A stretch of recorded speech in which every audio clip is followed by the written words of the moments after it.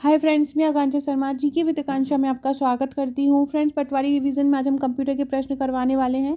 अति संभावित 100 प्रश्न पढ़ेंगे। कंप्यूटर के 4 से 5 वीडियो में लेके आऊँगी, उसमें आपका कंप्यूटर पूरा खत्म हो जाएगा। ये आपके 100 प्रश्न हैं। एक साथ में 500 प्रश्न भी लेके आऊँगी, जिसमें MS वर्ड और MS एक्सेल के प्रश्न रहेंगे। तो चलिए स्टार्ट करते हैं। पहला क्वेश्चन है, किसी डेटाबेस के डाटा फाइलों की सूची को क्या कहा जाता है। कोई डाटाबेस रहता है जहाँ पे डाटा रखे जाते हैं, बहुत सारी डाटा फाइल रखी जाती हैं, उसमें एक सूची होती है, उस सूची को क्या बोलते हैं। डाटा डायरी, डाटा कोष, डाटा डिस्क या डाटा डिक्शनरी। तो किसी डेटाबेस की जो डाटा फाइलों की सूची है उसको बोलते हैं डाटा डिक्शनरी। क्या बोलते हैं? डाटा डिक्शनरी बोलते हैं। अगला क्वेश्चन है, प्रिंट के लिए कौन सा मेन्यू सिलेक्ट किया जाता है। आपको प्रिंटर से प्रिंट करना है तो आप कहाँ से प्रिंटर के लिए जो फाइल है वो निकालेंगे। एडिट से, फाइल से, टूल से या स्पेशल से। तो किससे करेंगे इसको? फाइल से। प्रिंट के लिए किसको ऑप्शन को दबाना पड़ता है? प्रिंट को अगर हमें प्रिंट करना है तो हम क्या दबाएंगे? फाइल। प्रिंट के लिए कौन सा मेनू सिलेक्ट किया जाता है? मेनू सिलेक्ट किया जाता है प्रिंट के लिए, क्या?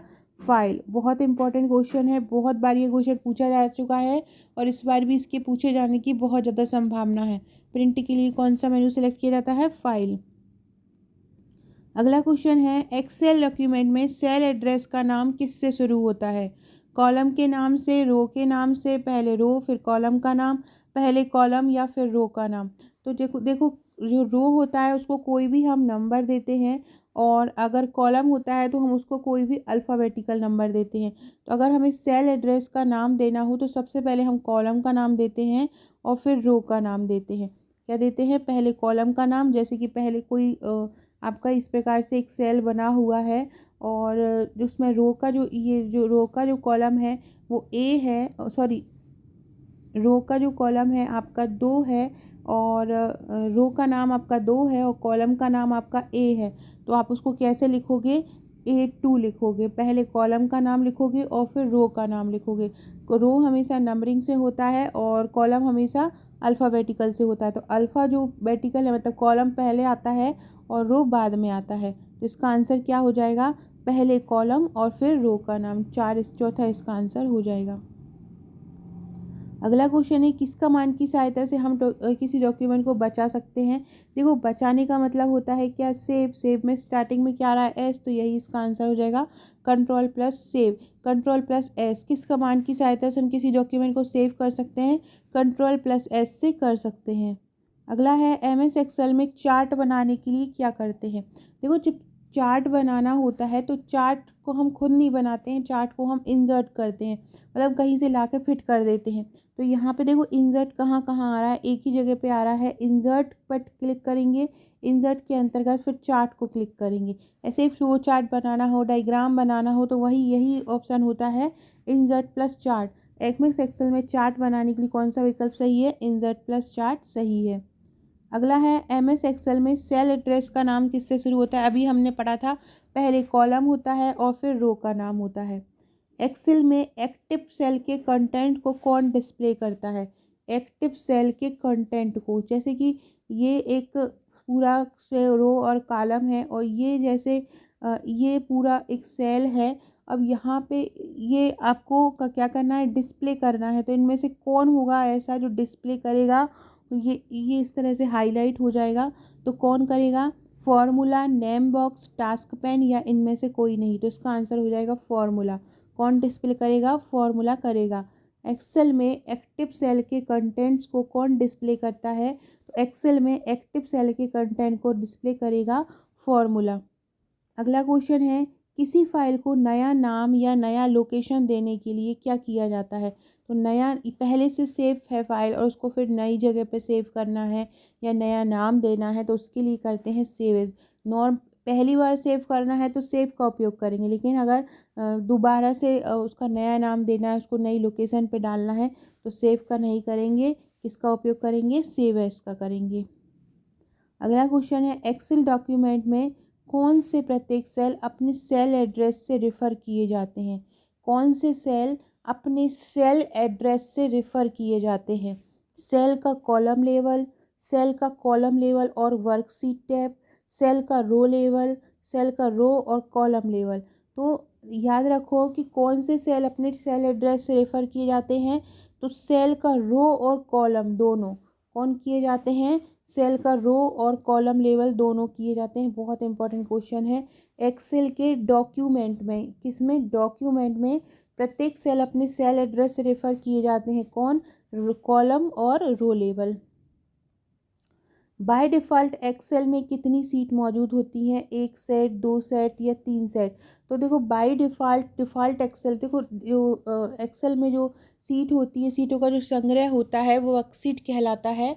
और ये जो सीट होती है ये कुल कितनी होती है, अपन ले कितनी भी सकते हैं, लेकिन उसमें जो होती हैं सिलेक्ट होती हैं वो होती हैं 3 सीट।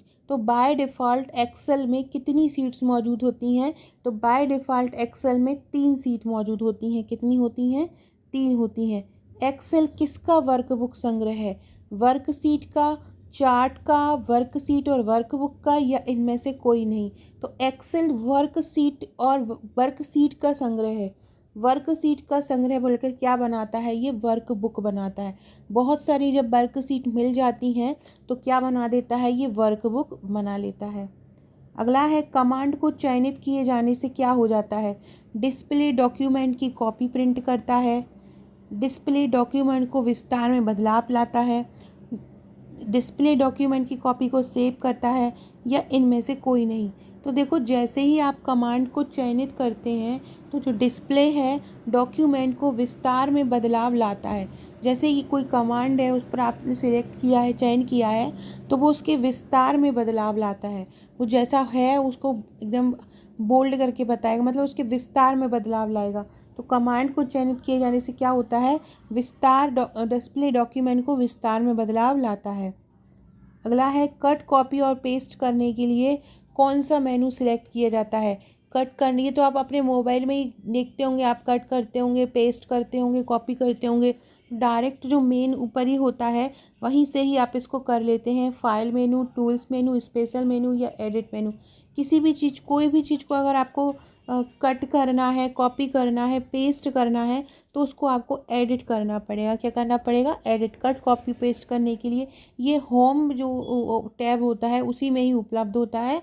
और फ्रेंड्स मैं एक और वीडियो लेके आऊँगी आपके लिए, कल लेके आऊँगी मॉर्निंग में। उसमें जो टैब जहाँ जहाँ होते हैं, एडिट कहाँ होता है, होम कहाँ होता है, मेन्यू कहाँ होते हैं, चार्ट कहाँ से डालते हैं, ये क्वेश्चन आता है कि इसको किस टैब से लोगे, ये किस टैब में होता है। तो अलग अलग जो चीज़ें होती हैं, जो अलग अलग क्वेश्चन बनते हैं जहाँ से, तो 10-12 मिनट का वो वीडियो रहेगा, उसमें मैं आपको पूरे टैब समझा दूँगी, कहाँ कहाँ पे कौन सा टैब रहता है, कहाँ कहाँ पर क्या आएगा। तो उसका कोई भी आंसर आएगा ना तो आप उसको सॉल्व ज़रूर कर पाओगे। अगला क्वेश्चन है लॉजिकल मेमोरी को समान आकार में ब्लॉक भंजित करने को क्या कहते हैं। लॉजिकल मेमोरी को क्या बोल रहे हैं, लॉजिकल मेमोरी को समान आकार के ब्लॉकों में भंजित करने को क्या बोलते हैं। लॉजिकल मेमोरी को समान आकार के ब्लॉकों में भंजित करने को पेज बोलते हैं, फ्रेम बोलते हैं, सेगमेंट बोलते हैं, या पैकेट बोलते हैं। तो इसको बोलते हैं पेज। क्या बोलते हैं इसको, पेज बोलते हैं। बहुत इंपॉर्टेंट क्वेश्चन है ये। लॉजिकल जो मेमोरी होती है उसको अगर समान आकार के ब्लॉक में आपको तोड़ना है, समान आकार के ब्लॉक में अगर उसको भंजित करना है, तो उसको क्या बोलते हैं, उसको बोलते हैं पेज। पेज समान आकार का होता है, जिसको लॉजिकल समान आकार का होता है, जिसको कहाँ से ब्रेक किया जाता है, लॉजिकल मेमोरी से। अगला है एक्सेल में हॉरिजॉन्टल लाइन को क्या बोलते हैं। एक्सेल में हॉरिजॉन्टल लाइन को क्या बोलते हैं, रो बोलते हैं, कॉलम बोलते हैं, और या स्लाइड बोलते हैं। तो हॉरिजॉन्टल जो लाइन होती है वो, ये जो लाइन होती है ये हॉरिजॉन्टल होती है, और ये जो लाइन होती है वो वर्टिकल होती है। हॉरिजॉन्टल लाइन को बोला जाता है कॉलम, और वर्टिकल लाइन को बोला जाता है रो। सारे डॉक्यूमेंट का डिफ़ॉल्ट एक्सटेंशन क्या होता है, .txt, .to.doc, .xls या .file। तो सारे डॉक्यूमेंट का जो डिफ़ॉल्ट एक्सटेंशन होता है वो होता है .doc। क्या होता है, सारे डॉक्यूमेंट का डिफ़ॉल्ट फाइल एक्सटेंशन क्या होता है, .doc होता है। अगला क्वेश्चन है फाइल एक्सटेंशन का इस्तेमाल किस लिए किया जाता है। फाइल एक्सटेंशन का इस्तेमाल किया जाता है किसके लिए, नाम देने के लिए, आइडेंटिफाई के लिए या आइडेंटिफिकेशन के लिए। तो फाइल को आइडेंटिफिकेशन के लिए फाइल एक्सटेंशन का इस्तेमाल किया जाता है। मतलब फ़ाइल को आप किस तरह से आइडेंटिफाई करेंगे, तो फाइल को आइडेंटिफाई करने के लिए ही फाइल टाइप को आइडेंटिफाई करने के लिए ये फाइल टाइप है। किस एक्सटेंशन केवल फाइल को पहचानने नहीं करते हैं, फाइल का टाइप क्या है उसको पहचानने के लिए करते हैं। तो फाइल एक्सटेंशन का ये याद रखिएगा, मेनली टाइप आपका में फाइल एक्सटेंशन जहाँ हो वो पूछा हो वहाँ फाइल टाइप हो, वहाँ आपको ऑप्शन क्लिक करना है। तो फाइल एक्सटेंशन का इस्तेमाल क्यों किया जाता है, फाइल टाइप को आइडेंटिफाई करने के लिए। अगला क्वेश्चन है, नया डॉक्यूमेंट बनाने के लिए कौन सा किया जाता है, ये तो आपको पता ही होगा, बहुत सारे वीडियोस में मैं करवा भी चुकी हूँ। नया डॉक्यूमेंट बनाने के लिए Ctrl+N का उपयोग किया जाता है। और आपसे पूछे नई स्लाइड बनाने के लिए किया जाता है, तो नई स्लाइड बनाने के लिए Ctrl+M का उपयोग किया जाता है। और नया डॉक्यूमेंट बनाने के लिए Ctrl+N का उपयोग किया जाता है। अगला है, डिफ़ॉल्ट डॉक्यूमेंट किस मोड में प्रिंट होते हैं, लैंडस्केप में होते हैं, पोर्ट्रेट में होते हैं, प्रिंट व्यू में होते हैं, या इनमें से कोई नहीं। डिफ़ॉल्ट डॉक्यूमेंट मतलब आपको सेव नहीं करना है, ऑटोमेटिकली आपके मोबाइल में, आपके लैपटॉप में ये सेव होता है, ये होता है पोर्ट्रेट में डिफ़ॉल्ट जो डॉक्यूमेंट होता है वो पोर्ट्रेट मोड में ही प्रिंट होते हैं। अगला है, माइक्रोसॉफ्ट वर्ड प्रोसेसिंग में किस प्रकार की फ़ाइल बनाई जाती है, graphics file, database file, document file या storage file.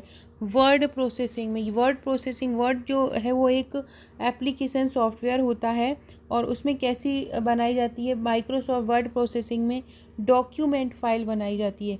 Microsoft word processing में किस प्रकार की फ़ाइल बनाई जाती है, document file Microsoft word processing में बनाई जाती है। बहुत इंपॉर्टेंट है, वर्ड प्रोसेसिंग ये ग्राफिक्स नहीं होगा, डाटाबेस भी नहीं होगा, स्टोरेज तो नहीं, बिल्कुल भी नहीं होगा। कौन सा हो जाएगा, डॉक्यूमेंट फाइल हो जाएगा। अगला क्वेश्चन है, माइक्रोसॉफ्ट ऑफिस उदाहरण है, बहुत ही ज़्यादा इंपॉर्टेंट है और बहुत कम लोगों से ये बन पाता है। माइक्रोसॉफ्ट ऑफिस किसका उदाहरण है, क्षैतिज समांतर सॉफ्टवेयर का, क्लोज सोर्स सॉफ्टवेयर का, वर्टिकल मार्केट सॉफ्टवेयर का या कंपाइलर का। तो जो माइक्रोसॉफ्ट उदाहरण है वो क्षैतिज समांतर सॉफ्टवेयर का उदाहरण है। माइक्रोसॉफ्ट किसका उदाहरण है, माइक्रोसॉफ्ट उदाहरण है क्षैतिज समांतर सॉफ्टवेयर का। किसका है, क्षैतिज समांतर सॉफ्टवेयर का उदाहरण है माइक्रोसॉफ्ट ऑफिस। ये पूछा जाता है क्वेश्चन। तो माइक्रोसॉफ्ट ऑफिस उदाहरण किसका है, क्षैतिज समांतर सॉफ्टवेयर या हॉरिजॉन्टल पैरेलल सॉफ्टवेयर का, इन दोनों का ही ये उदाहरण है। अगला क्वेश्चन है, वर्कशीट का बेसिक यूनिट जिसमें आप डाटा एंटर करते हैं वो क्या कहलाता है। एक वर्कशीट है जिस पर आप काम करते हैं, जहाँ पे रो और कॉलम होते हैं और जहाँ पर आप उसमें डाटा एंटर करते हैं वो क्या कहलाता है, फोल्डर, टैब या सेल। तो देखो अब मैंने भी बताया कि जहाँ पर रो और कॉलम होते हैं, तो रो और कॉलम का जो सेगमेंट है, ये जो एक हिस्सा है यहाँ पर आप काम करते हैं, तो ये क्या कहलाता है, ये सेल कहलाता है। तो याद रखिएगा, वर्कशीट का बेसिक यूनिट जिसमें आप डाटा एंटर करते हैं उसको क्या बोलते हैं, उसको सेल बोलते हैं। अगला है, एक्सेल में वर्टिकल लाइन को क्या बोलते हैं। अभी मैंने बताया है रो, कॉलम या टैब, तो वर्टिकल लाइन को क्या बोलते हैं, कॉलम बोलते हैं। वर्टिकल लाइन को क्या बोलते हैं, कॉलम बोलते हैं। और हॉरिजॉन्टल लाइन को क्या बोलते हैं, रो बोलते हैं। फ्रेंड्स ये ध्यान से समझिएगा, शायद ऊपर मैंने इसको गलत बता दिया है। एमएस एक्सेल में जो वर्टिकल लाइन होती है कॉलम, और जो रो होता है वो हॉरिजॉन्टल होता है। रो कौन सी होती है, हॉरिजॉन्टल होती है, मतलब इस प्रकार में रो होती है और ऐसे में कॉलम होता है। तो याद रखिएगा, जो कॉलम है वो वर्टिकल क्या हो जाएगा, वर्टिकल हो जाएगा कॉलम। और ये जो सीधे हॉरिजॉन्टल गया है ये क्या हो जाएगा, रो हो जाएगा। और ये ऐसा गया है वो वर्टिकल हो जाएगा, मतलब वो कॉलम हो जाएगा। तो वर्टिकल क्या होता है, वर्टिकल लाइन कॉलम होती है। वर्टिकल लाइन क्या होती है, कॉलम होती है। देखो यहाँ से कल और यहाँ से कॉल करके आप याद कर सकते हैं कि वर्टिकल लाइन क्या होती है, कॉलम होती है। और हॉरिजॉन्टल लाइन क्या होती है, हॉरिजॉन्टल लाइन होती है रो। हॉरिजॉन्टल लाइन क्या होती है, रो होती है। और दोनों का ही जो क्रॉस बिंदु होता है उसको सेल बोलते हैं। दोनों जहाँ पे क्रॉस कर देते हैं, एक बॉक्स बनाते हैं, उसको क्या बोलते हैं, सेल बोलते हैं। तो और सबसे पहले क्या लिखा होता है, सबसे पहले कॉलम को लिखते हैं जब भी नाम देते हैं। जैसे कि कॉलम को ए नाम दिया है और आपने रो को कोई नंबर नाम दिया है तो उसको A5 लिखेंगे। नंबरिंग हमेशा रो के लिए करते हैं और कॉलम के लिए आप ABCD लिखते हैं।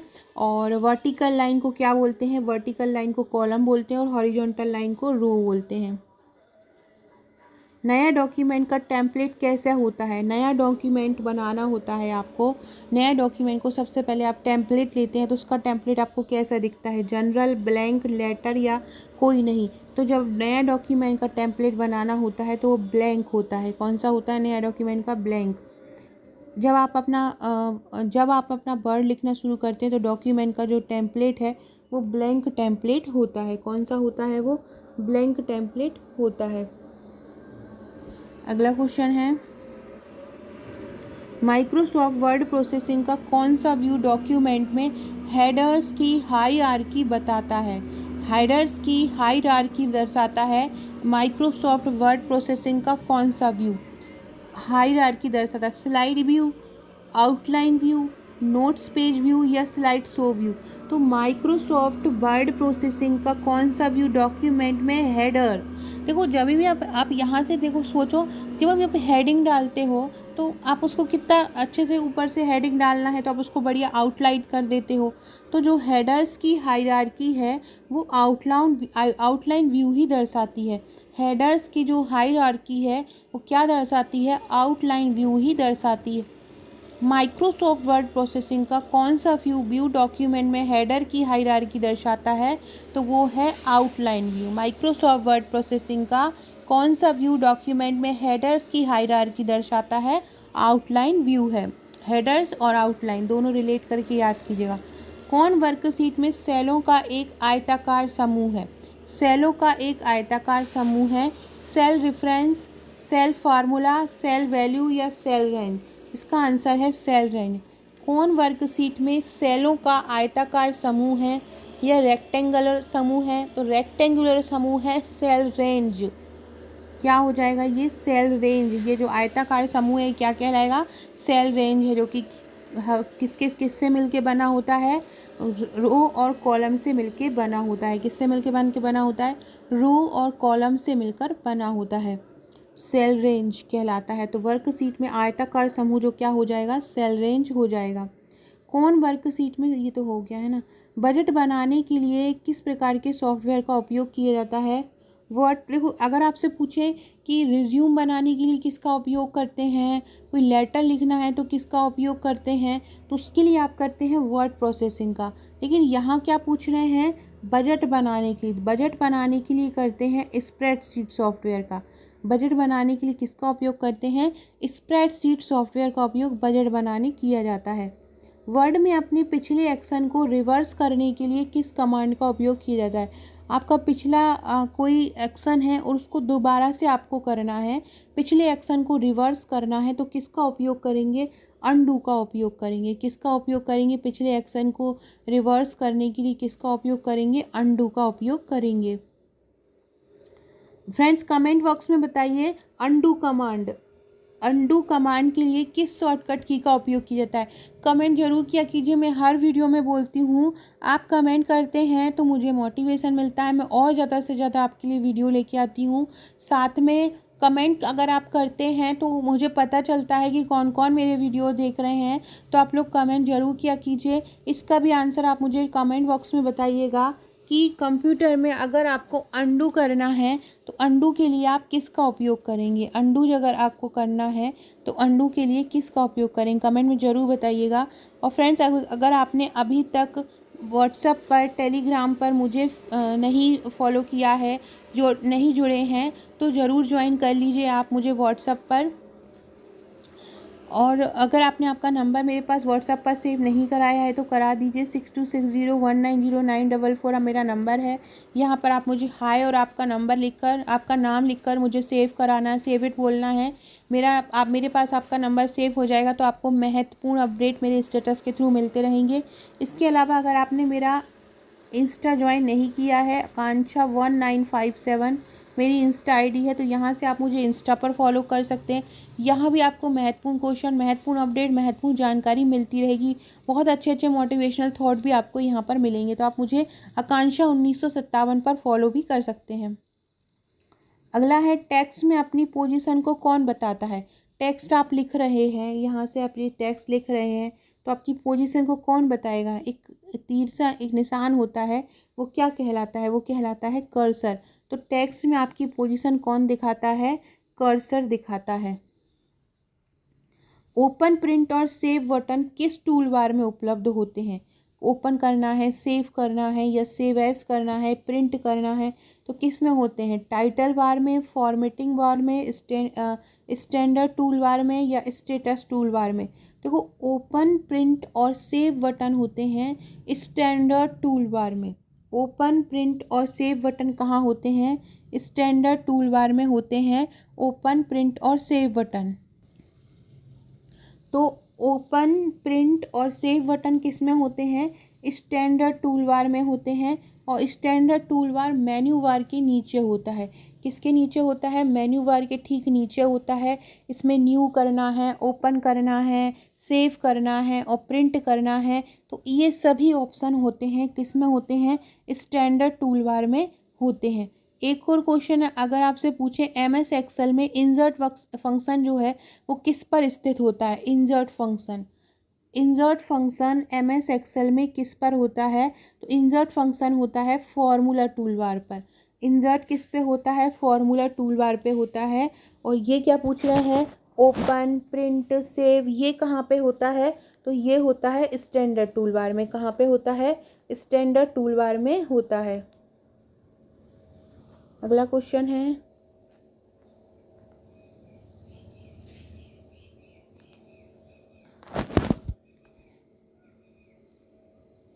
माइक्रोसॉफ्ट वर्ड में डॉक्यूमेंट का नाम कहाँ पर शो होता है। आप कोई जिस डॉक्यूमेंट पे काम कर रहे हैं वो डॉक्यूमेंट कहाँ पर शो होगा, तो टाइटल और टास्क बार दोनों में ही होता है। माइक्रोसॉफ्ट वर्ड में डॉक्यूमेंट का नाम कहाँ पर शो होता है, तो टाइटल और टास्क बार दोनों में ही सेव होता है। अगला है, एक्सेल में एक्सटेंशन क्या, फाइल का क्या एक्सटेंशन है, तो एक्सेल का एक्सटेंशन क्या है, .xls, .lx एक्सेल का एक्सटेंशन फाइल नेम है। फ्रेंड्स, एक और बात, अगर आप एमपीपीएससी प्री की तैयारी कर रहे हैं तो आप हमारे प्री की नोट्स ले सकते हैं। टोटल 11 बुकलेट आपको मिलेंगी, साथ में मेंस का भी अगर आप मंगवाना चाहते हैं तो हैंड रिटन प्रश्नोत्तर श्रृंखला में आप मेंस का भी मंगा सकते हैं। अभी से ही तैयारी कीजिए। पटवारी के ग्रुप, अगर पटवारी के आपने नोट्स लिए होंगे तो आपने देखा होगा पटवारी के ग्रुप में मैं बहुत शानदार तैयारी करवा रही हूँ। इस प्रकार के क्वेश्चन, चाहे विज्ञान हो, चाहे हिंदी हो, चाहे जीके हो, हर प्रकार के प्रश्न की तैयारी मैं वहाँ पे कराती हूँ। सेम ऐसे ही आपको प्रीलिम्स का ग्रुप मिलेगा जहाँ पर आपकी एग्ज़ाम तक तैयारी कराई जाएगी। प्री का सिलेक्शन आपको करवाया जाएगा, क्या क्या इंपॉर्टेंट होना है सब उस ग्रुप में करवाया जाएगा। तो आप टोटल नोट्स लेके हमारे वो ग्रुप से जुड़ सकते हैं अगर आप प्री की तैयारी कर रहे हैं। यदि किसी डॉक्यूमेंट को बनाने के बाद उसमें हमें कुछ एडिट करना है तो इसका क्या अर्थ होता है, डॉक्यूमेंट को सेव करना, प्रिंट करना या करेक्ट करना, तो करेक्ट करना होता है। जब भी आप कोई डॉक्यूमेंट बना लिया, अब आपने उसमें कुछ एडिट करना है, मतलब आपने उसमें करेक्ट ही करना है, तो क्या हो जाएगा, डॉक्यूमेंट को करेक्ट करना। तो डॉक्यूमेंट को करेक्ट करना, यदि किसी डॉक्यूमेंट को बनाने में कुछ एडिट करते हैं तो हमने क्या होता है, उसका मतलब हमने डॉक्यूमेंट को करेक्ट किया है। अगला क्वेश्चन है, निम्नलिखित में से कौन एक्सेल में सेल का पहचान करता है। सेल की पहचान कौन करता है एक्सेल में, तो एड्रेस करता है। निम्न में से कौन एक्सेल में सेल की पहचान करता है, सेल की पहचान करता है एड्रेस। एड्रेस का अर्थ ही होता है किसी की ओर दर्शाना, किसी को एड्रेस करना, मतलब किसी को बताना, तो निर्देशित करना। तो कौन एक्सेल में सेल की पहचान करता है, एड्रेस सेल में पहचान करता है, एक्सेल में सेल की पहचान करता है। माइक्रोसॉफ्ट वर्ड में रिप्लेस ऑप्शन किस मेन्यू में होता है, अभी हमने ऊपर पढ़ा था, file menu, edit menu, format menu और व्यू मेन्यू। एडिट में होता है, किस में होता है, एडिट में। रिप्लेस कहाँ पे होता है, रिप्लेस एडिट में होता है। जब हमें किसी को कहीं से किसी को रिप्लेस करना है तो सबसे पहले हम उसको एडिट ही तो करेंगे, तभी तो वो रिप्लेस होगा। उसको हटाएंगे तो एडिट से तो जाना ही पड़ेगा ना। तो माइक्रोसॉफ्ट वर्ड में रिप्लेस ऑप्शन किस मेन्यू में होता है, तो रिप्लेस मेन्यू होता है एडिट मेन्यू में। 。 . । । । । । । । । 。 . । 。 . 。 . 。 . 。 . 。 . 。 . 。 . 。 . 。 . 。 . 。 . 。 . 。 . 。 . 。 . 。 . 。 . 。 . 。 . 。वर्ड में किसी शब्द पर कितने बार क्लिक किया जाए तो वह सिलेक्ट हो जाता है? वर्ड में किसी पर 2 बार अगर हम क्लिक करते हैं तो वह सिलेक्ट हो जाता है। अगला है स्टोरेज डिवाइस में मेन फोल्डर को क्या बोला जाता है? स्टोरेज जो डिवाइस होती है वहाँ पर मेन फोल्डर क्या कहलाता है? Root directory, interface, directory file या डॉक्यूमेंट? डायरेक्टरी से संबंधित भी कुछ 10 से 15 क्वेश्चन एमसीक्यू में बनेंगे, तो वो भी मैं अलग से एक वीडियो बना के आज शाम को या कल में आपको करवा दूंगी। स्टोरेज डिवाइस के मेन फोल्डर को क्या बोलते हैं? Root directory, interface, directory file या डॉक्यूमेंटेशन? तो उसको बोलते हैं रूट डायरेक्टरी। क्या बोलते हैं? रूट डायरेक्टरी बोलते हैं। स्टोरेज डिवाइस के मेन फोल्डर को, इस जो यहाँ पे आप स्टोरेज कर रहे हैं उसका जो मेन फोल्डर है वो क्या कहलाएगा? तो स्टोरेज डिवाइस का जो मेन फोल्डर है वो रूट डायरेक्टरी कहलाएगा। मतलब जहाँ पर पूरी की पूरी चीज़ रखी होंगी, रूट होगा जहाँ पर मेन है मतलब रूट है, तो मेन फोल्डर क्या कहलाएगा? रूट डायरेक्टरी कहलाएगा। फाइल को अक्सर क्या कहते हैं? डिवाइस, डॉक्यूमेंटेशन, विज़ार्ड या डॉक्यूमेंट? फाइल क्या कहलाती है? डिवाइस कहलाती है, डॉक्यूमेंटेशन कहलाती है, विज़ार्ड कहलाती है, डॉक्यूमेंट कहलाती है? तो फाइल को बोलते हैं डॉक्यूमेंट। फाइल को क्या कहते हैं? डॉक्यूमेंट बोलते हैं। अगला क्वेश्चन है वर्ड रैप की क्या विशेषता होती है? वर्ड रैप क्या होता है? ज़रूरत होने पर टेक्स्ट को अगली लाइन में पहुंचा देता है, डॉक्यूमेंट के निचले हिस्से में प्रकट होता है, टेक्स्ट पर टाइप करने की सुविधा देता है, गलत अक्षरों को सही करता है। तो वर्ड रैप क्या होता है कि ज़रूरत होने पर टेक्स्ट को अगली लाइन पर अपने आप ही पहुंचा, उसको पता चल जाता है कि आपको अगली लाइन पर नीचे कुछ काम करना है, तो ऑटोमेटिकली वर्ड रैप अगर सिलेक्ट होता है तो ज़रूरत होने पर टेक्स्ट को अगली लाइन में पहुँचा देता है। कौन? Word rap. अगला है माइक्रोसॉफ्ट एक्सेल में कौन फंक्शन लॉजिक के रूप में पारित मानों में सबसे बड़े मानों को लौटाती है? फ्रेंड्स, लाइक ज़रूर कर दीजिएगा वीडियो को और अपने फ्रेंड्स में शेयर कीजिएगा, ज़्यादा से ज़्यादा शेयर कीजिएगा ज़्यादा से ज़्यादा लोगों को, जिससे इसका लाभ मिल सके। और कमेंट जरूर कीजिएगा। कमेंट का मैं आप लोगों का इंतज़ार करती हूँ, कौन कौन कमेंट करते हैं, तो कमेंट सभी लोग ज़रूर कीजिएगा और लाइक शेयर कीजिएगा। माइक्रोसॉफ्ट एक्सेल में कौन फंक्शन लॉजिक के रूप में पारित मानों में सबसे बड़ा मान है? हाईएस्ट, मोर या हाई या मैक्स? देखो, हाईएस्ट मान हम बोलते हैं ना मैक्सिमम, लोएस्ट मान को बोलते हैं मिनिमम, तो यहाँ पे जो हाईएस्ट मान होगा वो MX ही बताएगा। क्या बताएगा? मैक्सिमम ही बताएगा, MAX। तो माइक्रोसॉफ्ट एक्सेल में कौन सा फंक्शन लॉजिक के रूप में पारित मानों में सबसे बड़े मानों को बताता है? MAX बताता है। अगला है वर्ड डॉक्यूमेंट में वाक्य के फॉन्ट को बदलने के लिए किस मेन्यू को सिलेक्ट करेंगे? फॉर्मेट, एडिट या इंसर्ट? देखो, आपको फ़ॉन्ट को बदलना है, मतलब आपको कुछ फॉर्मेट करना है, फ़ॉन्ट को बदलना है तो आपको कुछ फॉर्मेट करना है, तो वहाँ पे क्या आ जाएगा? फॉर्मेट मेन्यू आ जाएगा। वर्ड डॉक्यूमेंट में वाक्य के फ़ॉन्ट को बदलने के लिए किसका उपयोग करते हैं? वाक्य के फ़ॉन्ट को बदलने के लिए फॉर्मेट मेन्यू का उपयोग करते हैं। वाक्य के फ़ॉन्ट को बदलने के लिए किसका उपयोग करते हैं? वाक्य के फ़ॉन्ट को बदलने के लिए फॉर्मेट मेन्यू का उपयोग किया जाता है। एक्सेल वह प्रोग्राम है जिसका प्रयोग डैश तैयार करने के लिए किया जाता है। क्या? डाटाबेस, टेक्स्ट डॉक्यूमेंट, स्प्रेडशीट या स्लाइड प्रेजेंटेशन? तो एक्सेल से ही एक ही चीज़ संबंधित है, वो है स्प्रेडशीट। तो एक्सेल का प्रयोग किसको तैयार करने के लिए किया जाता है? स्प्रेडशीट को तैयार करने के लिए किया जाता है। स्प्रेडशीट में क्या होता है? रो और कॉलम होते हैं, मतलब वो एक सेल में डिवाइड होता है। तो एक्सेल वह प्रोग्राम है जिसका उपयोग क्यों होता है? स्प्रेडशीट तैयार करने। अगला है टेक्स्ट डॉक्यूमेंट को बनाने, एडिट करने, फॉर्मेट करने, स्टोर करने, रिट्रीव करने और प्रिंट करने के लिए कुल शब्द मिलाकर एक शब्द कौन सा है? एडिट भी करना है, फॉर्मेट भी, स्टोर भी, रिट्रीव भी और प्रिंट भी।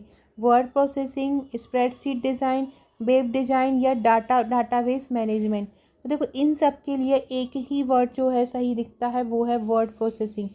टेक्स्ट डॉक्यूमेंट को बनाना है तो वर्ड में जाते हैं, एडिट करना है तो भी वर्ड प्रोसेसिंग करते हैं, फॉर्मेट करना है, स्टोर करना है, रिट्रीव करना है, प्रिंट करना है, तो ये सभी एक कहाँ पे होती है? किस एप्लीकेशन में होता है? किस सॉफ्टवेयर में होता है? वर्ड प्रोसेसिंग में होता है। अगला है उन फॉर्मों को क्या कहते हैं जिसका प्रयोग बिजनेस के डाटा को व्यवस्थित करने होता है? बिजनेस के डाटा को व्यवस्थित करने किस में होता है? स्प्रेडशीट, वर्कशीट, बिजनेस फॉर्म या रजिस्टर। तो स्प्रेडशीट ही होता है, इसी पर ही आप बजट बनाते हो, कोई भी बिजनेस का काम होता है सभी आप इसी पे करते हो। तो उन फॉर्मों को क्या कहते हैं जिसका प्रयोग बिजनेस के डाटा को व्यवस्थित करने होता है? स्प्रेडशीट बोलते हैं। अगला है, जब मदरबोर्ड पर अलग अलग कंपोनेंट समानांतर इलेक्ट्रिकल कंडक्टिंग लाइनों के सेटों से आपस में जुड़े होते हैं तो इन लाइनों को क्या बोलते हैं? तो जब मदरबोर्ड पर अलग अलग कंपोनेंट समानांतर जुड़े होते हैं तो कौन से कहलाते हैं? कंडक्टर, बेसिस, कनेक्टर्स, बेसिस कहलाते हैं। जब मदरबोर्ड पर अलग अलग कंपोनेंट समानांतर इलेक्ट्रिकल कंडक्टिंग लाइनों के सेटों से जुड़े होते हैं तो वो क्या कहलाते हैं? वो बेसिस कहलाते हैं। किससे? बेसिस या बसेस बोल सकते हैं उनको, बस। समानांतर इलेक्ट्रिकल कंडक्टिंग लाइन क्या कहलाती है? बस कहलाती है। समान कंडक्टिंग, समानांतर जहाँ आ जाए और बस जहाँ आ जाए तो आप बिल्कुल नो डाउट वही आप टिक कर देना। समानांतर को जोड़ता है, समानांतर लाइनों को जोड़ता है, वो क्या कहलाता है? बस कहलाता है। अगला है, पहला ग्राफिक यूज़र इंटरफेस किस कंपनी ने बनाया था? माइक्रोसॉफ्ट, IBM, जेरोक्स या AT&T। तो देखो, पहला ग्राफिकल यूज़र इंटरफेस बनाया था जेरोक्स ने। तो ग्राफिकल यूज़र इंटरफेस किसने बनाया था? जेरोक्स ने बनाया था, जेरोक्स कंपनी ने बनाया था। और इस आपसे ये पूछ सकते हैं कब बनाया था? लगभग 1970 में बनाया था। और इसको इस्तेमाल किया था एप्पल के मैकिन्टोश और माइक्रोसॉफ्ट के विंडोज़ ऑपरेटिंग सिस्टम ने। तो याद रखना, ग्राफिक और क्या याद रखोगे? जेरोक्स। जेरोक्स हमने वो जिससे फ़ोटोकॉपी आप बोलते हैं ना, जेरोक्स करवाना है, वो जेरोक्स भी एक इन्हीं का ही नाम है, इन्हीं के नाम पर ही उसका नाम पड़ा हुआ है, जेरोक्स। तो आपको ये अच्छे से याद रख लेना है। तो पहला ग्राफिकल यूज़र इंटरफेस कौन सा है? किसने बनाया है? तो किसने बनाया है? जेरोक्स ने बनाया है। बहुत ज़्यादा इम्पोर्टेंट है ये क्वेश्चन, अच्छे से याद कर लीजिएगा।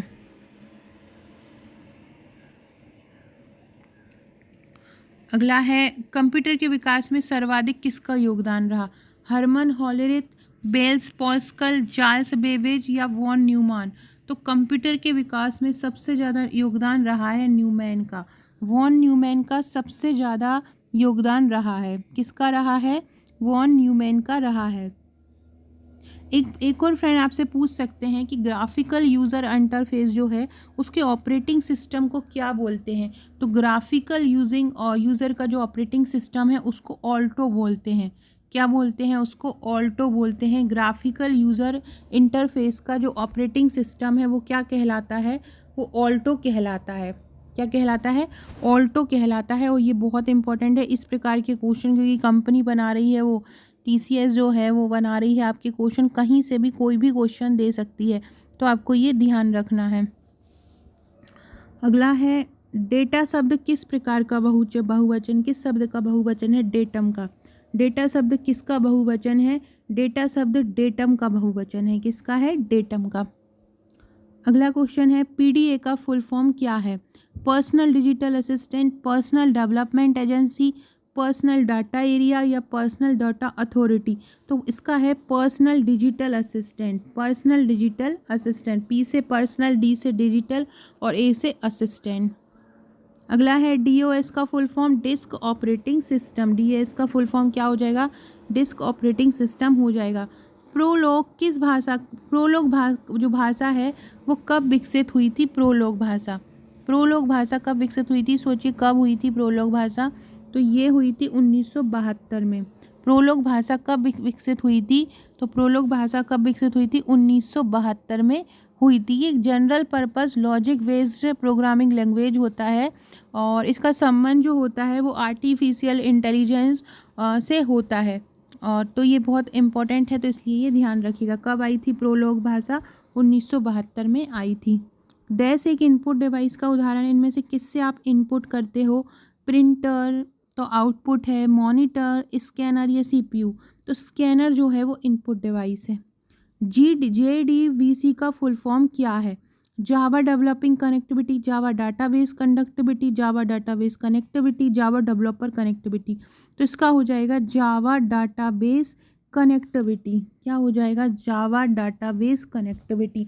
JDC का फुल फॉर्म क्या हो जाएगा? जावा डाटाबेस कनेक्टिविटी हो जाएगा।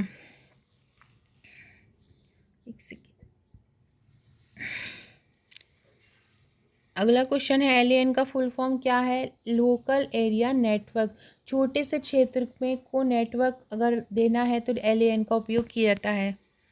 अगला है पहले से ऑन कंप्यूटर को रीस्टार्ट करना है तो क्या करेंगे? पहले से ऑन है अगर, logging off, warm booting, cold booting या शट डाउन, तो पहले से ऑन कंप्यूटर के लिए करते हैं वार्म बूटिंग, मतलब वो पहले से ही गर्म है उसको फिर बूट करना है, तो पहले से ऑन कंप्यूटर को क्या करते हैं करने के लिए वार्म बूटिंग वो करते हैं।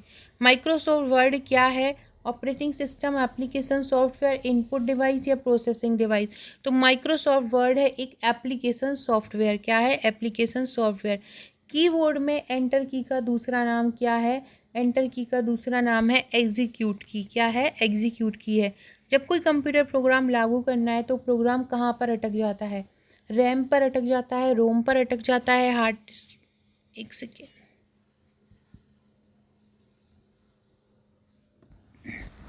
तो कहाँ पर अटक जाता है? रैम पर अटक जाता है। जब कोई कंप्यूटर प्रोग्राम लागू करना है तो कहाँ पर अटक जाता है? रैम पर अटक जाता है। माइक्रोसॉफ्ट किस देश की कंपनी है? अमेरिका, चीन, फ्रांस या ब्रिटेन, तो माइक्रोसॉफ्ट अमेरिका की कंपनी है। माइक्रोसॉफ्ट कहाँ की कंपनी है? माइक्रोसॉफ्ट है अमेरिका की कंपनी। LCD का फुल फॉर्म क्या होता है?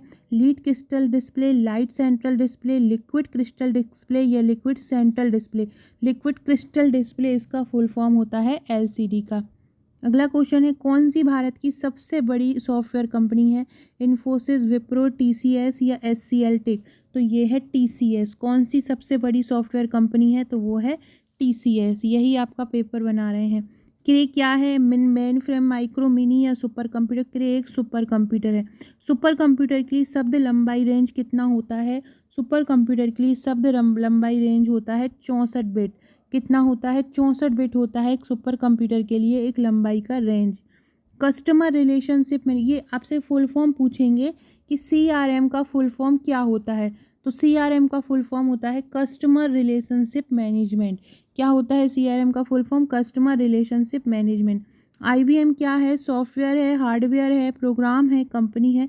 IBM एक कंपनी है। इंटरनेशनल बिजनेस मशीन है और इसका फुल फॉर्म है, और एक अमेरिका की हार्डवेयर कंपनी है। CD-ROM क्या है? सेकेंडरी मेमोरी, मैग्नेटिक मेमोरी या मेमोरी रजिस्टर। CD-ROM है एक मैग्नेटिक मेमोरी। CD-ROM कौन सी मेमोरी है? मैग्नेटिक मेमोरी है। कंप्यूटर में विंडो क्या होता है? विंडो एक सॉफ्टवेयर होता है। क्या होता है? सॉफ्टवेयर। वह कौन सी मशीन है जो कंप्यूटर को टेलीफोन लाइन से जोड़ता है? मॉडेम। कौन सी मशीन है जो कंप्यूटर को टेलीफोन लाइन से जोड़ता है? मॉडेम है। लॉजिक गेट क्या होते हैं? लॉजिक गेट एक प्रकार का सर्किट होते हैं। क्या होते हैं? सर्किट होते हैं। सूचना राजपथ किसे कहते हैं? इंटरनेट को कहते हैं।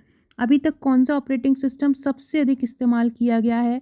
मैक OS, विंडोज़ 7, विंडोज़ 10 या लाइनक्स। विंडोज़ 7 का उपयोग सबसे ज़्यादा हो रहा है और अभी तक हुआ है। 2009 में आया था विंडोज़ 7, ये भी याद कीजिएगा, सबसे ज़्यादा इस्तेमाल किया जाता है। स्टीव जॉब्स किस कंपनी के फाउंडर थे? गूगल, माइक्रोसॉफ्ट, याहू या एप्पल। स्टीव जॉब्स किसके थे?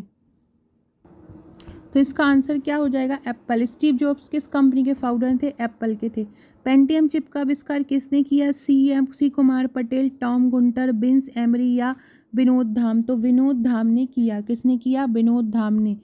पेंटियम चिप का आविष्कार किसने किया था? पेंटियम चिप का आविष्कार किया है विनोद धाम ने किया। कंपाइलर क्या होता है? एक सा प्रोग्राम जो असेंबली को मशीन में बदलता है। मशीन भाषा में प्रोग्राम एक ऐसा प्रोग्राम जो उच्च स्तरीय भाषा को मशीनी भाषा में बदलता है, या इनमें से कोई नहीं? तो जो उच्च स्तरीय भाषा को मशीनी भाषा में बदलता है वो कहलाता है क्या? कंपाइलर। कंपाइलर क्या होता है? उच्च स्तरीय भाषा को जो मशीन में बदलता है। WLL का फुल फॉर्म क्या होता है? Without lever line, without local line, wireless local line या वायरलेस लॉग लाइन, तो वायरलेस लोकल लाइन। क्या होता है WLL का full form? Wireless local line होता है। WLL का full form wireless local line होता है। कंप्यूटर की स्थायी स्मृति को क्या बोलते हैं? कंप्यूटर की स्थायी स्मृति रोम कहलाती है। कौन सी कहलाती है?